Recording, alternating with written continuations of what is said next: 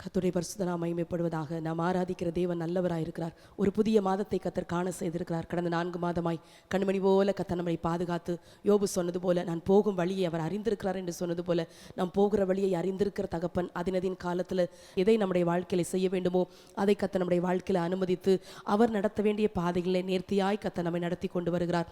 எல்லா துதியும் கனமும் கர்த்தராகிய இயேசு ஒருவருக்கே உண்டாவதாக. உங்கள் முகங்களை பார்ப்பது அதிக சந்தோஷம். இந்த புதிய மாதத்தின் வாழ்த்துதலிலும் உங்களுக்கு தெரிவித்துக் கொள்கிறேன். கர்த்தர் இந்த புதிய மாதத்தில் தந்த வார்த்தையை நாம் ஒருமித்து வாசித்து கர்த்தருடைய நாமத்தை மகிமைப்படுத்தலாம். சங்கீதங்களின் புஸ்தகம் 116வது சங்கீதம் 7வது வசனம் எல்லாரும் சேர்ந்து வாசிக்கலாமா?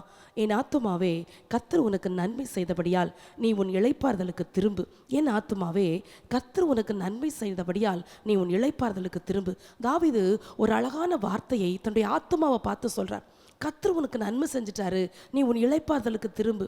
அந்த சங்கீதங்களை ஆரம்பிக்கும் போது தாவீது சொல்லுகிறார், கர்த்தர் என் சத்தத்தையும் என் விண்ணப்பத்தையும் கேட்டதினால் அவரில் அன்பு கூறுகிறேன். தாவீது ஏதோ ஒரு இக்கட்டில் இருக்கும்போது இந்த சங்கீதங்களை எழுதினது போல தெரிகிறது. அதனால தான் மரண கட்டுகள் என்னை சுற்றி கொண்டது, பாதாள இடுக்கண்கள் என்னை பிடித்தது என்றெல்லாம் அலறுகிறார்.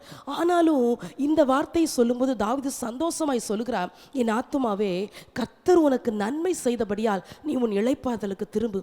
அநேக நேரங்களில் நம்முடைய ஆத்துமா அலறி கொண்டு இருக்கிறது, அநேக நேரங்களில் நம்முடைய ஆத்துமா ஒடுக்கப்படுகிறது, அநேக நேரத்தில் நம்முடைய ஆத்துமா இக்கட்டுக்குள்ளாய் போகிறது, கதறுகிறது, தவிக்கிறது, யாரோ ஒருவர் நம்மை தேற்ற வேண்டும் என்று வாஞ்சிக்கிறது. இப்படியெல்லாம் அநேக நேரங்களில் நம்முடைய ஆத்துமா நமக்குள் சோர்ந்து போகிறது இயல்பு. அதுவும் வாழ்க்கையில சந்திக்கிற போராட்டங்கள், கண்ணீர்கள், பாடுகள், வேதனைகள், கசப்புகள் எல்லாவற்றையும் பார்க்கும்போது அநேக நேரங்களில் நம்முடைய ஆத்துமாவே நாம் நொந்து கொள்கிறோம். ஏன் வாழ்கிறோம், ஏன் இருக்கிறோம், ஏன் தேவன் இதையெல்லாம் என் வாழ்க்கையில் அனுமதித்தார் என்று. தாவீது அப்படியெல்லாம் ஆண்டவரத்தில் கேள்வி கேட்கவில்லை. எவ்வளவு பெரிய போராட்டத்தை சந்திச்சிருந்தாலும், எவ்வளோ பெரிய வேதனை வழியாக நடந்திருந்தாலும் அழகாக தான் ஆத்மாவை டியூன் பண்ணுறாரு.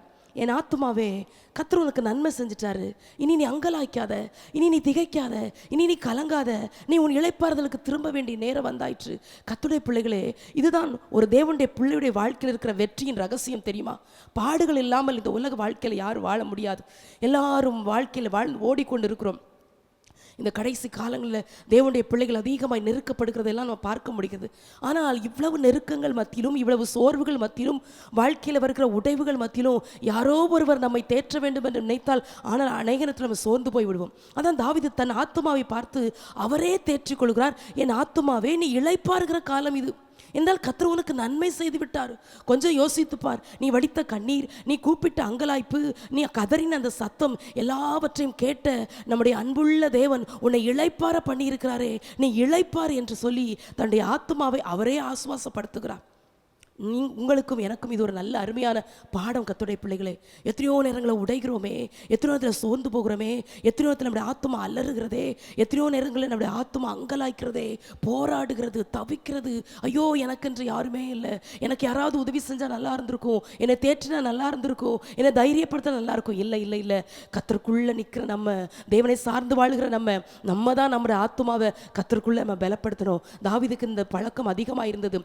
ஒவ்வொரு தேவனுடைய பிள்ளைகள் தேவனை சார்ந்து வாழ்கிற பிள்ளைகளுக்கு இந்த பழக்கம் தானாகவே வரும். எப்போதான் உடைகிறார்களோ, எப்பொழுதெல்லாம் சோர்ந்து போகிறார்களோ, எப்பொழுதெல்லாம் கண்ணீர் வடிக்கிறார்களோ, அப்பொழுதெல்லாம் அவர்களே ஆண்டவரை பார்த்து சொல்வாங்க, அப்பா நீங்கள் கூட இருக்கிறதுனால நான் தைரியமாக வாழ்வேன், பலவீனந்தான், கண்ணீர் தான், போராட்டம் தான், வருத்தம் தான், ஆனாலும் நான் இதன் மத்தியில் சந்தோஷமாக வாழ்வேன், ஏன்னா கர்த்தர் என் கூட இருக்கிறார். அதனால தான் ஆபகு தீர்க்கதரிசி எழுதுகிறார், அத்திமரம் துளிர் விடாமல் போனாலும், திராட்சை செடிகளில் பழம் உண்டாகாமல் போனாலும், எதுவும் எனக்கு இல்லாமல் போனாலும் நான் கர்த்தருக்குள்ள மகிழ்ச்சியா இருப்பேன். புதிய மாதத்தை கண்டிருக்கிற தேவஜனமே, நீங்க கர்த்தருக்குள்ள மகிழ்ச்சியா இருக்கிறீங்களா?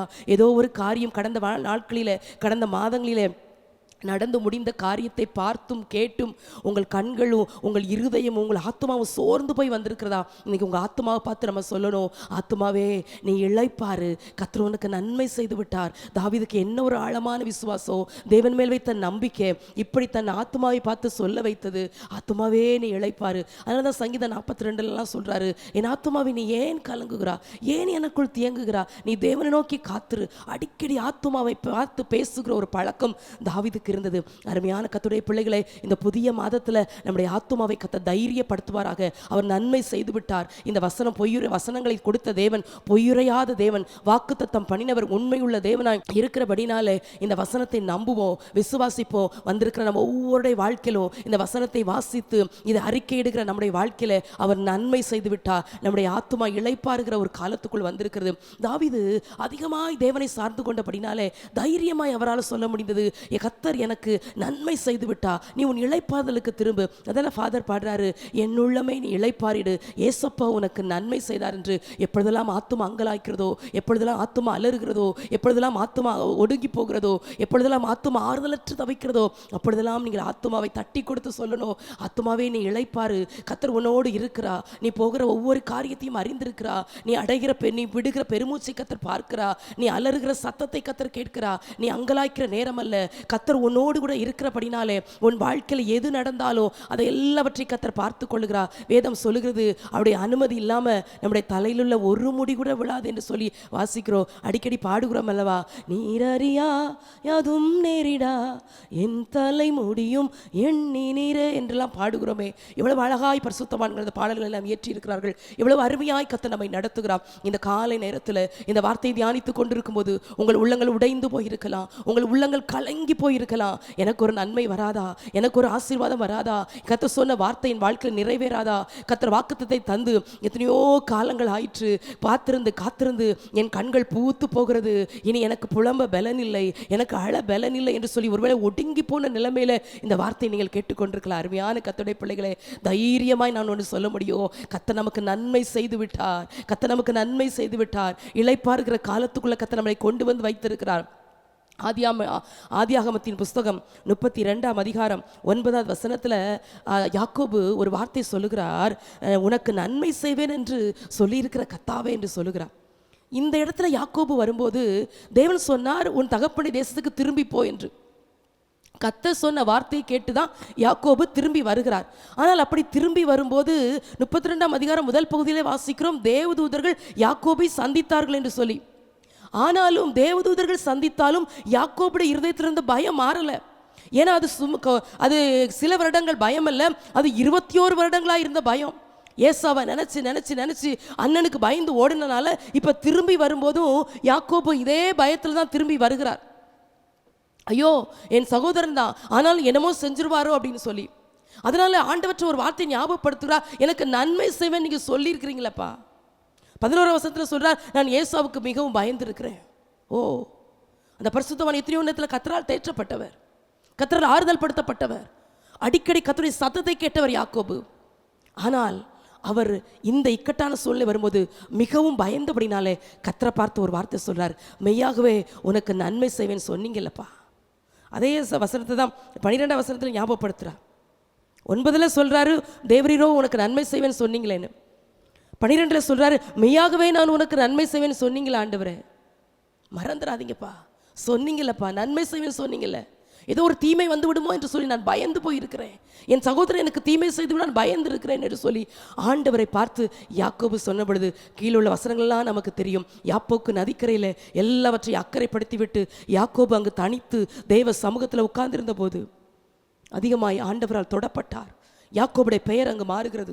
அவர் பயந்தது போல ஏசா ஒரு தீமையும் செய்யாதபடி கர்த்தர் காத்து கொண்டார். ஏன் தெரியுமா?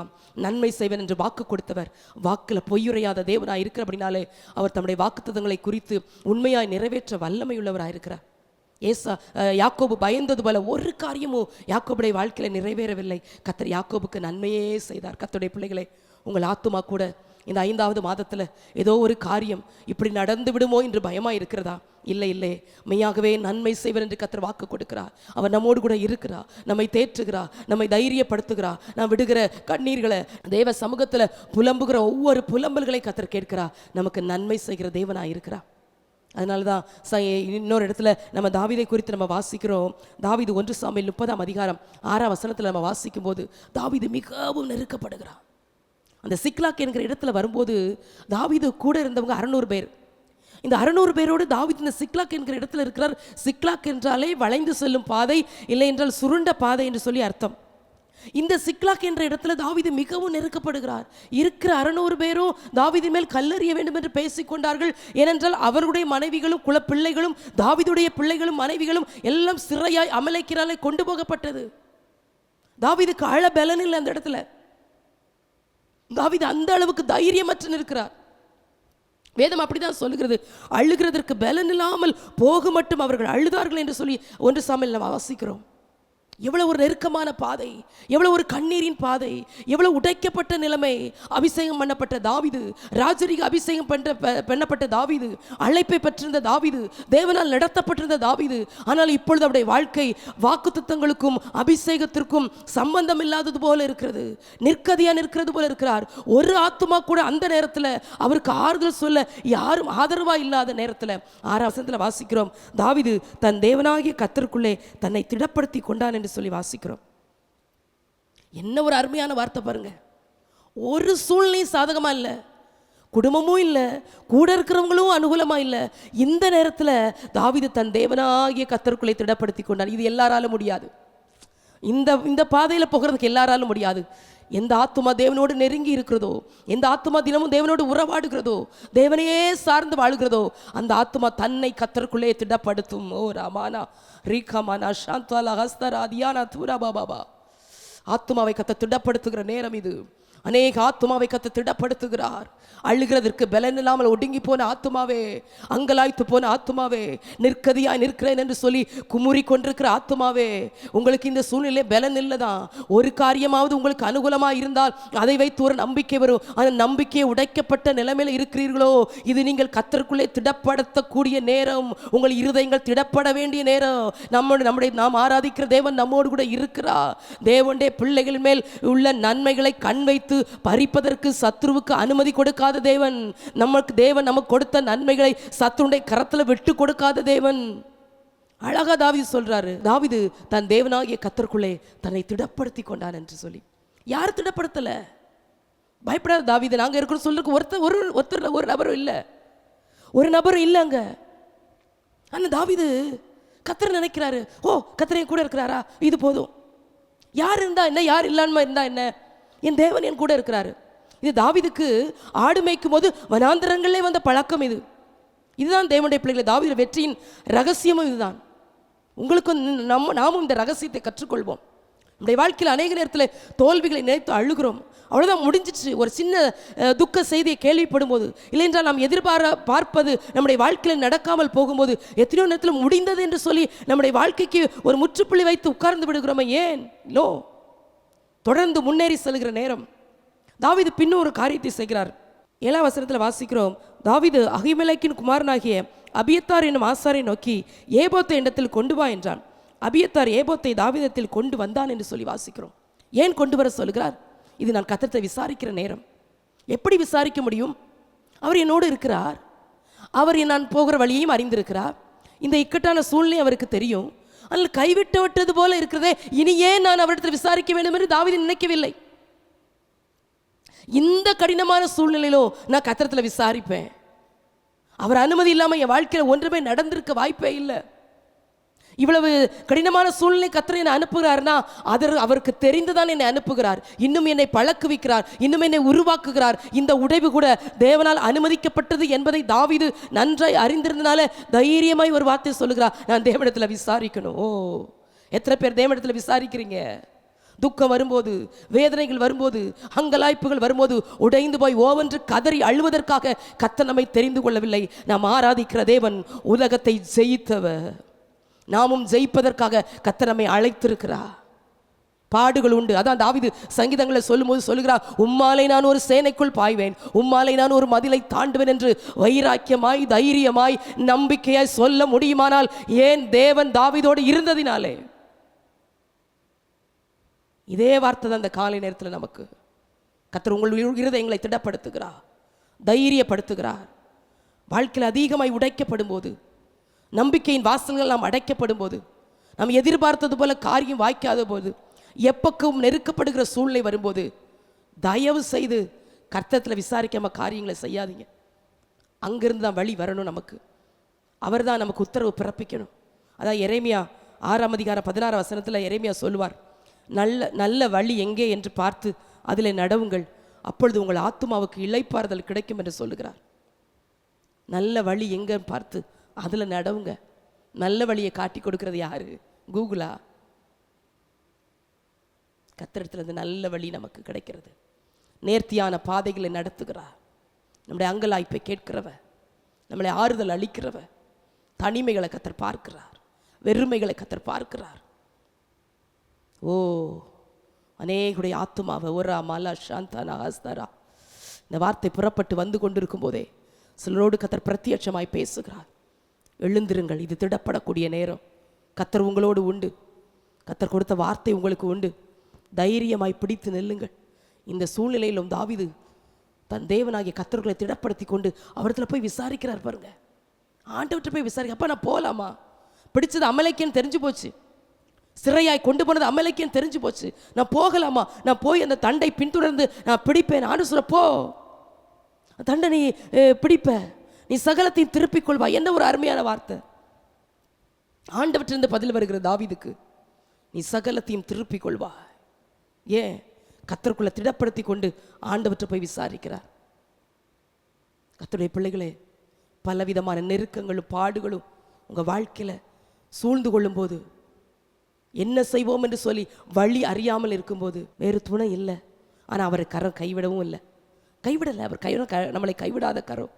அதனால தாவீது நம்பிக்கையோடு அடுத்தபடி எடுத்து வைத்து முன்னேறி போகிறார். அதே அதிகாரம் 19ஆம் வசனத்தில் நீங்கள் வாசித்து பார்த்தீங்கன்னா, தாவீது சகலத்தையும் திருப்பிக் கொண்டான் என்று சொல்லி வாசிக்கிறோம். எப்படி முடிந்தது? கர்த்தர் கொடுத்த வார்த்தை. கர்த்தர் என்னோடு உண்டு, அவருடைய வார்த்தை என்னோடு உண்டு. இந்த ரெண்டையும் பிடிச்சுக்கோங்க. அதனால தான் பின்னுள்ள வசனங்களில் நீங்கள் வாசிக்கும் போது, ஒரு குற்றீராய் கிடக்கிற எகிப்தியனை தாவீது பார்க்கிறார். அவன் அமலேக்கிய எஜமானுடைய வேலைக்காரன். ஆனால் அவன் குற்றீராய் கிடப்பதை பார்த்து அவன் 3 நாட்களாய் சாப்பிடவும் இல்லை, தண்ணியும் குடிக்கல, வியாதிப்பட்டவன். அவனுக்கு அந்த நேரத்தில் அப்பமும் தண்ணீரும் கொடுத்து அவனை தைரியப்படுத்தி அவன் சொன்ன ஆலோசனையின்படி கர்த்தர் தாவீதுக்காகவே அவனை அந்த நேரத்தில் விட்டு வைத்திருக்கிறார். விடாய்த்து போன தாவீது குற்றீராய் கிடந்த ஒருவனுக்கு அப்பத்தையும் தண்ணீரையும் எடுத்து கொடுக்க முடியுமானால், இந்த இக்கட்டான சூழ்நிலையிலும் அப்பமும் தண்ணீரும் தாவீதிடத்தில் இருந்தது. ஏன்? கர்த்தர் கொடுத்த வார்த்தை அப்பம் என்று சொல்லுகிறேன். வசனமாகிய அப்பம் இடத்துல உண்டு, வசனமாகிய தண்ணீர் இடத்துலாம் உண்டு. நீங்கள் தோற்று போக மாட்டீர்கள், நிலைகுலைய மாட்டீர்கள். நீங்கள் சந்திக்கிற இந்த சூழ்நிலை உங்களை வெட்கப்படுத்தாது. கர்த்தருடைய பிள்ளைகளே, கர்த்தரை சார்ந்து நெல்லுங்கள், திடமனதாக இருங்கள், காரியத்தை நடத்துங்கள். கர்த்தர் உங்களுக்கு துணையாக இருக்கிறார். நல்ல ஆலோசனை கர்த்தர் உங்களுக்கு தருவார், உங்களை நேர்வழியாய் நடத்துவார். எந்த சூழ்நிலையும் மனசுண்டை கைகளிலும் சூழ்நிலைகளிலும் கர்த்தர் உங்களை விட்டு கொடுக்கவே மாட்டார். நாம் ஆராதிக்கிற தேவன் சர்வ வல்லமையுள்ள தேவனாக இருக்கிறார். தாவீது எப்படி இவ்வளோ பெரிய ஜெயத்தை எடுக்க முடிந்தது? இவ்வளோ பெரிய நன்மை எப்படி தாவீதால் சுதந்திரிக்க முடிந்தது என்றால், கர்த்தரை நம்பி அவருடைய வார்த்தையை நம்பி இருந்ததுனாலே. அதான் சங்கீதம் 116:7 வாசித்தோம். என் ஆத்துமாவே கர்த்தர் உனக்கு நன்மை செய்தபடியால். தாவீது கர்த்தரை நம்பி இருந்ததுனாலே அவருடைய வாழ்க்கையில கர்த்தர் நன்மை செய்கிறவராய் வெளிப்பட்டார். அப்போஸ்தலர் 27:25 வாசிக்கிறோம், திடமனதாயிருங்கள் என்று எனக்கு சொல்லப்பட்ட பிரகாரமாகவே நடக்கும் என்று பவுல் தைரியமாய் சொல்லுகிறார். இந்த வார்த்தை ரொம்ப ஆச்சரியமா இருக்குது. ஏன்னா அங்கே சூழ்நிலை அனுகூலமாக இல்லை. சூரியனையும் பார்க்கல, நட்சத்திரத்தையும் பார்க்கல, சாப்பிடவும் இல்லை. சாப்பிட்டு 14 நாள் ஆயிடுச்சா. சரக்குகளையும் தூக்கி எரிஞ்சாச்சு, தளவாடங்களையும் தூக்கி கடலில் எரிஞ்சாச்சு. நம்பிக்கையும் இல்லை, தப்பி பிழைப்போன்னு அவங்களுக்கு விசுவாசமும் இல்லை, எல்லுமே இல்லை. ஆனால் சொன்னது ஆண்டவர். அதனால தைரியமா சொல்ல, திடமனதா இருங்கள், எனக்கு சொல்லப்பட்ட பிரகாரமே நடக்கும், தீமை வராது, நன்மைதான் வரும், ஒருவருக்கு பிராண சேதம் வராது. என்ன ஒரு நம்பிக்கை! தேவன் தம்முடைய பிள்ளைகளுக்கு தீமைகள் வருவதை அனுமதிக்கிறது இல்லை. சில நேரங்களில் தீமைகள் வருவது போல இருக்கும், தீமைகள் நன்மையாய் மாற்றுகிற தேவன். அதான் யோசேப்பு சொல்றாருல, நீங்களோ எனக்கு தீமை செய்து நினைத்தீர்கள், கர்த்தரோ அதை நன்மையாய் முடிய பண்ணினார். ஆண்டவர் யாக்கோபை சந்திக்கிறதுக்கு லாபான் வேகமா வர்றான், மாமா தான். ஆனால் அந்த லாபான்ட்டே ஆண்டு ஒரு வார்த்தை சொல்லி அனுப்புறார் பாருங்க, நன்மை அன்றி தீமை பேசாதபடி எச்சரிக்கையார். என்ன அன்புள்ள தேவன், என்ன கிருபையுள்ள தேவனை சேவிக்கிறோம், இரக்கமுள்ள தேவனை சேவிக்கிறோம். தம்முடைய பிள்ளைகளுடைய நன்மையை ஒருவருக்கு விட்டு கொடுக்காதபடி தம்முடைய பிள்ளைகளுக்குரிய நன்மைகளின் மேலே கரிசனையாக இருக்கிற தேவனை சேவிக்கிறோம். நீங்கள் கூட இந்த புதிய மாதத்தில் சில காரியங்களை குறித்து பயந்து போயிருந்திருக்கலாம். எனக்கு ஒரு நன்மையும் நடக்கலையோ, இனியும் நடக்காதோ, நான் எதிர்பார்த்தது போல என் வாழ்க்கை இல்லையே, அடிக்கடி உடைந்து போகிறேனே, அடிக்கடி அழுகிறேனே, அடிக்கடி எல்லாரும் நிந்திக்கப்படுகிறேனே சொல்லுகிறீர்களோ, பலவீனங்கள் என்னை தொடர்கிறது, சாபங்கள் என்னை தொடர்கிறது போல தெரிகிறது, அங்கலாய்ப்பின் வழியாகவே நான் ஓடுகிறது போல இருக்கிறது என்று சொல்லுகிறீர்களோ. சங்கீதம் 23 தாவீது சொன்னது போல நன்மையும் கிருபை நம்மை தொடரும். ஒவ்வொரு நாள் அறிக்கையிடுங்க, நன்மை கிருபை என்னை தொடரும். நன்மையான எந்த ஈவும் பூர்ணமான எந்த வரமும் பரத்திலிருந்து உண்டாகி ஜோதிகளின் பிதாவிடத்தில் இறங்கி வருகிறது போல எனக்கு வரும். அவர் நன்மையானவர்களை கொடுப்பது அதிக நிச்சயம். வேதம் சொல்லுகிறது, உத்தமமாய் நடக்கிறவர்களுக்கு நன்மையை வழங்காதிரார் என்று வேதம் சொல்லுகிறது. எந்த சூழ்நிலையில் நீங்க உடைக்கப்பட்டிருந்தாலும் தெய்வ பிரசன்னத்திலிருந்து வருகிற ஒரு ஆறுதலை நீங்க பெற்றுக்கொள்ளுங்கள். அதுதான் உங்கள் வாழ்க்கையை அடுத்த படிக்கு கொண்டு செல்லும். கர்த்தருடைய பிள்ளைகளே, பரிசுத்தவான்கள் எல்லாம் கடினமான பாதைகள் தான் நடத்தப்பட்டார்கள். எபிரேயர் 11 விசுவாச வீரருடைய பட்டியலை வாசிக்கிறோம். அவருடைய வாழ்க்கையெல்லாம் சாதாரணமானதல்ல. நொறுக்கப்பட்டார்கள், ஒடுக்கப்பட்டார்கள், அடிக்கப்பட்டார்கள், எல்லாம் இருந்தது. ஆனால் ஊழியத்தை விடவில்லை, விசுவாசத்தை விடவில்லை, கர்த்தர் மேல் இருந்த அன்பை விடவில்லை. ஏன்? கர்த்தருக்குள்ள தன்னை திடப்படுத்திக் கொள்கிற ஒரு நல்ல அனுபவம் அந்த பரிசுத்தவான்களுக்கு இருந்தபடினாலே. எப்பொழுதெல்லாம் அதிகமாய் உடைகிறோமோ அப்பொழுதெல்லாம் நாம் அதிகமாய் தேட வேண்டிய இடம் தெய்வ பிரசன்னம் ஒன்று மாத்திரமே. ஏதோ ஒரு பாடல் உண்டுல, பழைய பாடல், நேசக்கொடி மேல் பறந்தோங்க, நேசர் பிரசன்னம் வந்திரங்க, கிச்சிலி மரத்தின் கீழடைந்தேனே கர்த்தரின் ஆறுதலே, கிச்சிலி மரத்தின் கீழடைந்தேனே கர்த்தரின் ஆறுதலே. பாடும்போதே ஒரு ஆறுதல். கிச்சிலி மரத்தின் கீழடைந்தேனே.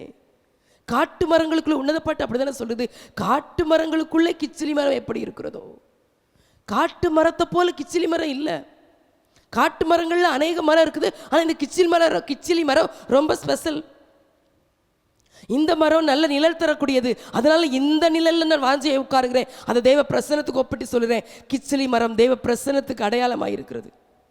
அதுல உட்காருங்க, தேவ பிரசன்னத்தில் அமருங்க, தேவனுடைய பாதத்தில் அமர்ந்துருங்க. எவ்வளோ பெரிய உடைவுகளானாலும் எவ்வளோ பெரிய கண்ணீர்களானாலும் கர்த்தரால மாற்ற முடியும். தாவீது சொல்லுகிறார், என் ஆத்துமாவே நீ இளைப்பாரு, கர்த்தர் உனக்கு நன்மை செய்தபடியால் நீ இளைப்பாரு.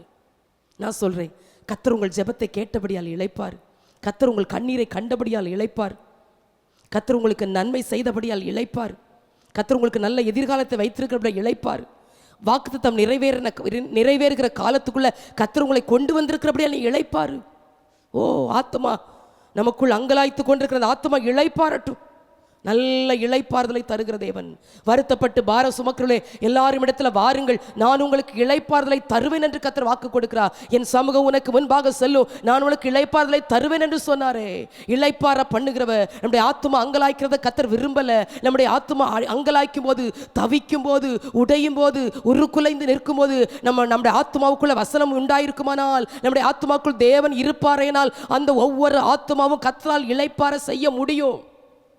கர்த்தர் இல்லாத ஆத்மா தான் இளைப்பாராது, வசனம் இல்லாத ஆத்மா தான் இளைப்பாராது, விசுவாசம் இல்லாத ஆத்மா தான் இளைப்பாராது. நம்ம ஏன் இளைப்பாறுதல் இல்லாம அங்கலாய்த்து நிக்கணும்? நான் கேட்கிறேன். இந்த புதிய மாதத்துல வார்த்தை இருக்குது, அபிஷேகம் இருக்குது, அழைப்பு இருக்குது, நம்பிக்கை இருக்குது, விசுவாசம் இருக்குது, அவரு கூடவே இருக்கிற நாம் ஏன் அங்கலாய்க்கணும்? எபிரேயர் 4:3 சொல்லுகிறது, விசுவாசிக்கிற நாமோ அந்த இளைப்பாறுதலை பிரவேசிக்கிறோம். விசுவாசிக்கிற நமக்கு அது நல்ல இளைப்பாறுதல். கர்த்தருடைய பிள்ளைகளே, இந்த உலகத்திலும் கர்த்தர் நமக்கு இளைப்பாறுதலை தருகிறார், மறுமையிலும் நித்திய இளைப்பாறுதலை கர்த்தர் நமக்கு தருகிறார். அங்கே கண்ணீர் இல்லை, அங்கு வியாதி இல்லை, அங்கு போராட்டம் இல்லை, அங்கு வருத்தம் இல்லை, அங்கு பசி இல்லை, அங்கு அலறுதல் இல்லை. நித்திய சந்தோஷம், நித்திய சமாதானம், எப்பொழுதும் கர்த்தரோடு யுகமாய் வாழக்கூடிய பெரிய கிருபை கர்த்தர் நமக்கு தருகிறார். அதான் நல்ல இளைப்பாறுதல். இக்காலத்து பாடுகள் இனி வெளிப்படும் மகிமைக்கு ஒப்பிடத்தக்கவில் அல்லவென்று சொல்லுகிறேன் என்று பவுல் எழுதினது போல, இக்காலத்து பாடுகள் இனி வெளிப்பட போகிற மகிமைக்கு ஒப்பிடத்தக்கவில் அல்ல. கொஞ்ச கால பாடு, இவ்வுலக பாடு நம்ம என்ன செய்ய முடியும்? நல்ல இளைப்பாறுதலை கர்த்தர் நமக்கு வைத்திருக்கிறாரே. ஏதோ உலகத்தில் மாத்திரம் இளைப்பாரி சந்தோஷமாக இருந்து புசித்து குடித்து நன்மைகளை அனுபவித்து இந்த உலகத்தோடு முடிய போகிறது நம்முடைய வாழ்க்கை அல்ல. நம்முடைய ஆத்மா ஒரு நல்ல இளைப்பாறுதலை பிரவேசிக்கணும். அதற்காக தான் கர்த்தரை உத்தமமாய் சேவிப்பதற்கு நம்ம அழைக்கப்பட்டிருக்கிறோம். அருமையான கர்த்தருடைய பிள்ளைகளே, ஒரு நல்ல இளைப்பாறுதல் நமக்காய் காத்திருக்கிறது. இக்காலத்து பாடுகளை பார்த்து, தற்காலிக சோதனைகளை பார்த்து, இப்பொழுது நீங்கள் நடக்கிற பாதைகளை பார்த்து நீங்கள் அங்கலாய்க்கிற வேண்டிய அவசியம் இல்லை. நல்ல இளைப்பாறுதல் நமக்காய் காத்திருக்கிறது. அதனால் அந்த நல்ல இளைப்பாறுதலில் நாம் பங்குள்ளவர்களாக ஆகும்படி தான் பரிசுத்தத்தோடு உத்தமத்தோடு ஓடிக்கொண்டிருக்கிறோம் இந்த உலக வாழ்க்கையில். ஆகவே கவலைப்பட வேண்டாம். தாவீது சொன்னது போல சங்கீதம் 116:7, கர்த்தர் உனக்கு நன்மை செய்தபடியால் நீ இளைப்பாறு. என் ஆத்துமாவே கர்த்தர் உனக்கு நன்மை செய்தபடியால் நீ உன் இளைப்பாறுதலுக்கு திரும்பட்டும். இன்னைக்கு ஆத்துமா இளைப்பாறுதலுக்கு திரும்பட்டும். கவலையோடு வந்தீங்களா? கண்ணீரோடு வந்தீங்களா? வேதனையோடு வந்தீங்களா? உடைஞ்சு போய் வந்தீங்களா? உங்களால் உங்கள் ஆத்துமாவை சமாதானமாக இருக்க வைக்க முடியலையா? அது எவ்வளவுதான் நீங்கள் சந்தோஷமாக இருக்கணும்னு நினச்சாலும் அந்த ஆத்துமா நடந்து முடிந்த விஷயங்களை நினச்சி, நடக்க போகிற சில விஷயங்களை நினச்சும் பார்த்தும் கேட்டும் கண்டும் உடைஞ்சு போய் இருக்குதா? இன்னைக்கு அப்படியே ஆவியானவர் அந்த இளைப்பாறுதலுக்கு திருப்புவாராக அந்த ஆத்துமாவை. உங்கள் இருதயம் கர்த்தருக்குள்ளே திடப்படுத்தப்படட்டும். பரிசுத்தவான்கள் எல்லாம் கர்த்தரை சார்ந்து வசனத்தை சார்ந்து ஜெயிச்சது போல நாமும் ஜெயிப்பதற்கு கர்த்தர் நமக்கு அனுக்கிரகம் செய்வாராக. நல்ல வார்த்தை. ஆத்துமாவே கர்த்தர் உனக்கு நன்மை செய்தபடியால் நீ உன் இளைப்பாறுதலுக்கு திரும்பு. கர்த்தர் உனக்கு நன்மை செய்தபடி நீ உன் இளைப்பாறுதலுக்கு திரும்பு. நம்பிக்கையோடு போங்க. நம்பிக்கையோடு இந்த வாதம் பொழுது இந்த வாசனத்தை அறிக்கையிடுங்க. கர்த்தர் இந்த வார்த்தையை அறிக்கையிடும் போதே கர்த்தர் நம்முடைய வாழ்க்கையில் பெரிய காரியங்களை கர்த்தர் செய்வாராக.